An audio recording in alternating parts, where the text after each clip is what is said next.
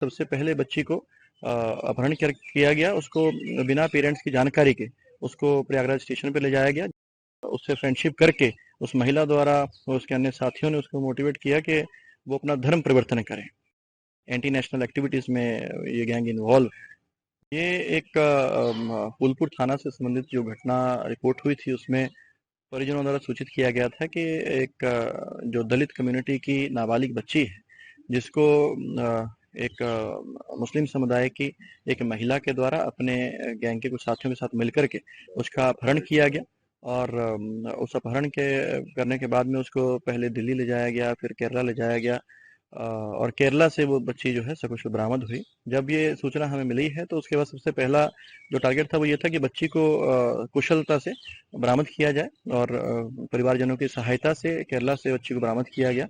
और जो बच्ची से जो बयान लिए गए, सबसे पहले क्योंकि काफ़ी ट्रॉमेटिक इंसिडेंट उसके साथ में रहा, तो पहले उसको काउंसिल करके काउंसिल किया गया, और उससे जो जानकारी जुटाई गई, उससे ये जो जानकारी मिली कि सबसे पहले बच्ची को अपहरण किया गया। उसको बिना पेरेंट्स की जानकारी के उसको प्रयागराज स्टेशन पे ले जाया गया, जहाँ पे कि उसी गैंग के सदस्य के द्वारा जिसकी अरेस्टिंग हुई है, उसके द्वारा बच्ची के साथ में गलत तरीके से हरकत की गई, छेड़छाड़ की गई, जिसका बच्ची ने विरोध किया।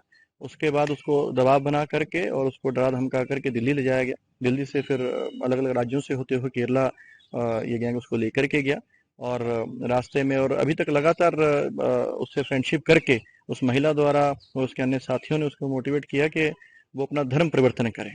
और जैसा कि बच्ची ने बताया कि पूरे रास्ते में जाते हुए और अभी तक अलग अलग लोगों से, जिनसे उस महिला के माध्यम से या अन्य आदमियों के माध्यम से, व्यक्तियों के माध्यम से जो बातचीत हुई, तो उसको वहाँ पे जाकर के जो लगा उनकी गतिविधियों से कि वो एंटी नेशनल एक्टिविटीज में ये गैंग इन्वॉल्व है।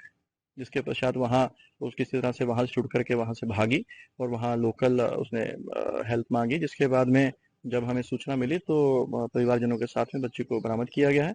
और इसमें जो 2 आरोपी हैं, जिस महिला ने ये पूरी जो साजिश को अंजाम दिया, बच्ची के साथ फ्रेंडशिप करना, उसके बाद में उसको बरगला करके बहला करके उसको घर से लेकर के जाना, और उसके बाद उसको धर्म परिवर्तन के लिए मोटिवेट करना, और इसके साथ ही जो उसका दूसरा साथी जो कि उसको रेलवे स्टेशन पर लेकर के गया, जिसने उसको यहाँ से उसको ले जाने में, निकालने में उसका रोल अदा किया, और रास्ते में बच्ची के साथ में गलत हरकत की, उसकी गिरफ्तारी हो गई है। इसमें अभी तक की पूछताछ के दौरान कई अन्य नाम सामने आए हैं, जिसमें कि प्रयागराज के और दिल्ली के और कुछ केरला के कई ऐसे लोगों के नाम सामने आए हैं, जिनके विभिन्न पहलुओं से जिनकी जांच की जा रही है।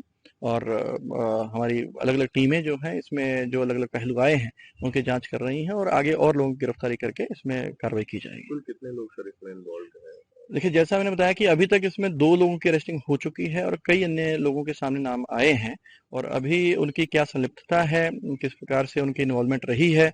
और जैसा कि बच्ची ने बताया कि इस महिला के द्वारा बच्ची को बार बार ये मोटिवेट किया गया कि उसकी कम्युनिटी की और बच्चियां हैं जो माइनर थी, उनको उन्होंने पैसा दिया, या उन्होंने इस तरह के उसको सुविधाएं मुहैया करवाई, और आगे उनको बहुत लग्जरीज वगैरह उनको ऑफर की जा रही हैं, तमाम तरह के प्रलोभन उसको दिए हैं। तो उससे ऐसा प्रतीत हो रहा है कि और भी बच्चियों को इन्होंने टारगेट किया है। तो ये सभी हमारे पहलू हैं जांच के, जिनके ऊपर हमारी इन्वेस्टिगेशन अभी जारी है। क्या जो आतंकवादी संगठन का भी नाम है, तो क्या एनआईए भी इसमें इन्वॉल्व किया गया जांच के लिए? देखिए, अभी जो उत्तर प्रदेश पुलिस है उसके द्वारा ये जांच अभी हमारे द्वारा की जा रही है। इसमें जो भी एंगल्स आएंगे, क्योंकि एंटी नेशनल एक्टिविटीज की बात आई है, तो ये बहुत एक संवेदनशील मामला है। उसमें जितने भी एंगल्स हो सकते हैं, जितने भी व्यक्तियों के जैसे नाम आए हैं, उनका क्या उनके लिंक्स हैं, किस तरह के उनका इन्वॉल्वमेंट है, या क्या उनके ट्रांजेक्शन हैं, तो हर चीज, हर पहलू अभी जांच के दायरे में है। इसमें जांच के उपरांत ही आगे कार्रवाई की जाएगी। कोर्ट में इनको पेश कर दिया गया या अभी भी? अभी क्योंकि कस्टडी में लेकर के पूछताछ की जा रही है, आगे फिर कार्रवाई की जाए, विधिक कार्रवाई की जाएगी।